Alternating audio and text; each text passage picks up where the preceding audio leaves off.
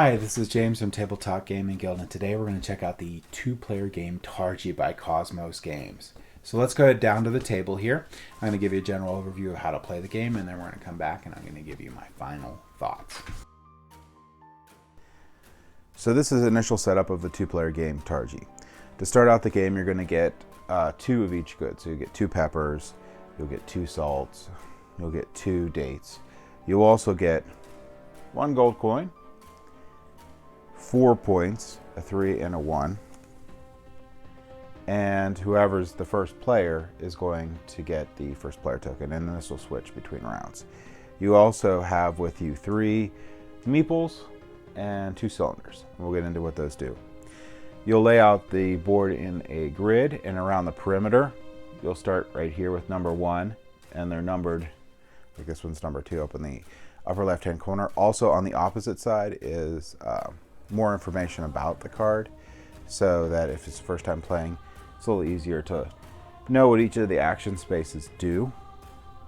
And then you're also going to place out this robber-like guy. So he's going to prevent you from using that spot. And I'll get to what each of these do in a second, but we'll tell you how you take your actions. And in the middle here, you also have goods, which are going to be these cards, and tribe cards. In initial setup, they're just goods, tribe cards, goods, tribe cards, so they're every other. In the game, you're going to take, in turn order, one of your meeples and place them on one of these locations on the grid. You can't put them on the outer corners. These are raid spots. I'll get to them in a minute.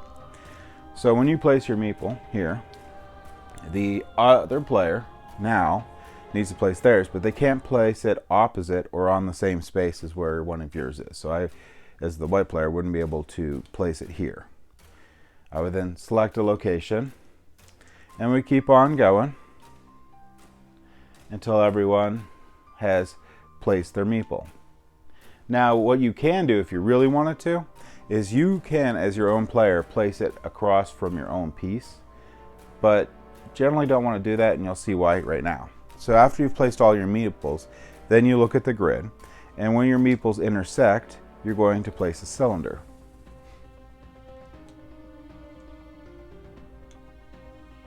Okay, and what that happens is the final portion of your round is going to be pulling these off, which includes the cylinders one at a time.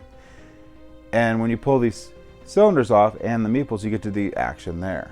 Now the middle actions where the cylinders are a little different, because when you pull these guys off, like I get this good, I put the opposite card in upside down, which is going to be the tribe. And then this card doesn't get flipped until the start of the next round. So you don't know what it is, but it's going to be the opposite of what was there. Now, the point of the game is to actually get these cards. And these are the tribe cards. And what you're going to try to do is you're going to place them in one of 3 rows in your player board area. So we'll just move some stuff out of the way to show you, to gain points. And the points are listed on the bottom. And there's some bonus points you're going to get at the end, and I'll explain that too. But you have to pay these goods that are across the top. You also sometimes get an immediate ability or a long-term ability when playing these cards. When you play these cards, you pick one of your 3 rows, and you don't have to actually complete a row to start a new row. And the row can only go up to 4 columns. One of the benefits you can get at the end of the game of completing rows is if they're all the same, you get 4 points. If they're all different, you get 2. If they're anything else, you don't get any other bonus points, but you do get these points on the bottom, so it doesn't matter. So you're trying to complete those rows, and you're trying to keep, at possible, them all the same type in that row to get your extra points. The game ends when someone has completed that. At the end of the round, the game's over. Or this character gets all the way into the end raid space, and I'll explain him. At the end of every round, he's going to move 1 space forward and now block out that spot. If he is at the end of the round, if he's near one of these raid spots, he'll perform the raid and then go to the next spot. And what the raid spot does is it takes away something listed on it. So, like, This one here takes away a good or a victory point. You have to pick one or the other.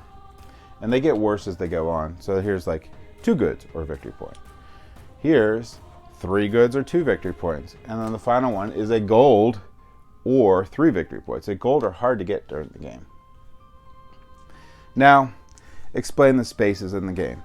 So a lot of them are very simple. Like if any of them see goods on it, you just simply get that good from the market. But there's some neat spaces, and I'll skip this one for right now, but we're going to come back to it. So there's some neat spaces like this one here, 3 of any good for a gold, or 2 of any good for any good. There's pepper, it's just good.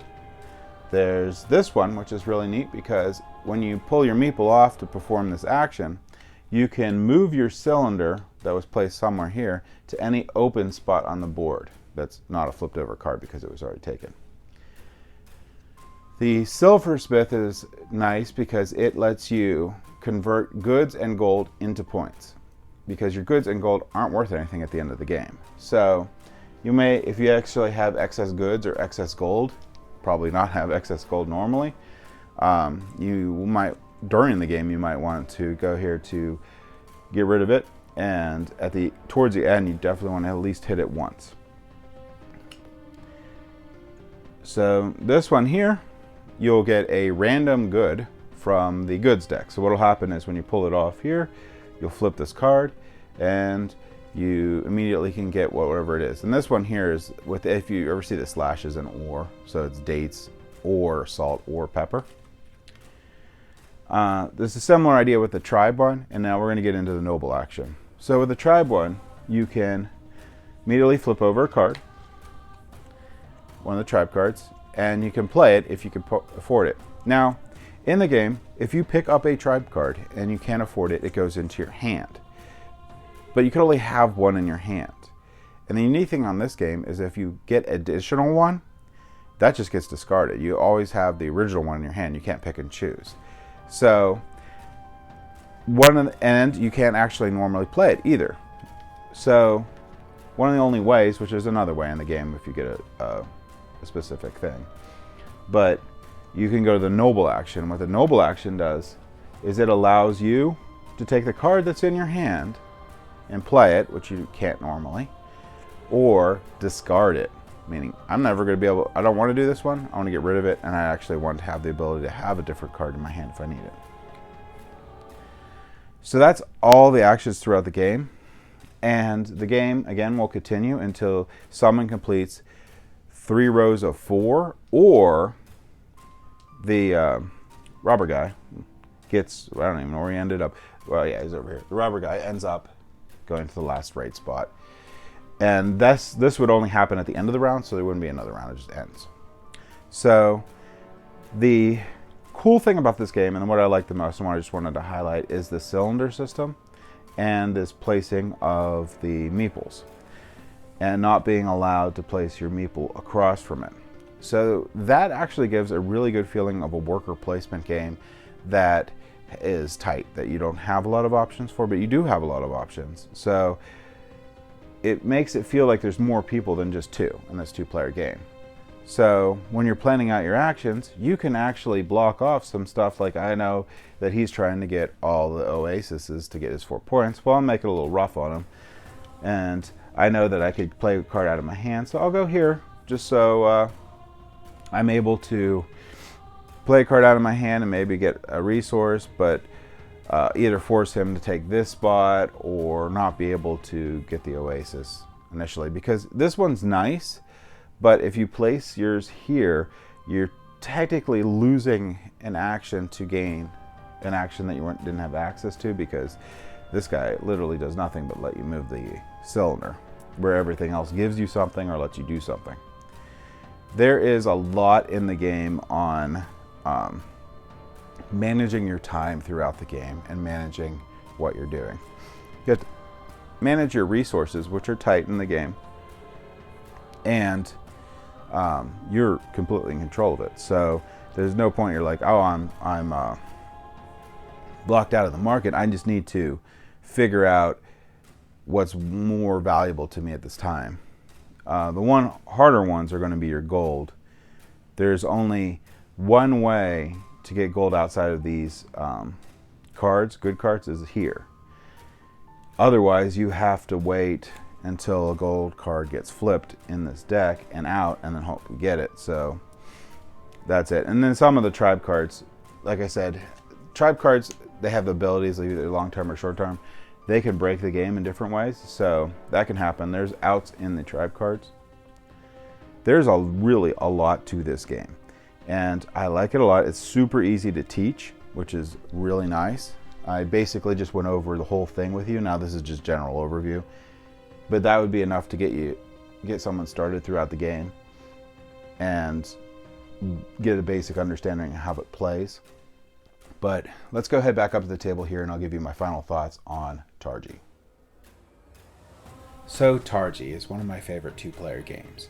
It solves a problem that I have with a lot of two-player games, and that is that the strategy is somewhat suffering on a lot of them, and the impact of the secondary player is either absolute or non-existent, where this game here feels like you're playing a full worker placement game, and it feels like you can get that feeling of multiple people selecting different things, even though there's only two players, and getting blocked out of stuff and having to make strategic decisions on what you're going to do. I really like the grid-like coordinating thing where you figure out your additional actions on there. I like the thief moving around the board, blocking out different actions each time, and I think the timer on the game is really good. So by the time the thief gets around, you're either going to have completed the game or be very close to completed and not quite. So I think that aspect of the game was really well designed. Overall, I think this is my favorite two-player game ever made, so I do highly recommend, if you're looking for a two-player game to play with your spouse or significant other or friend, definitely check out Targi. Thank you for watching.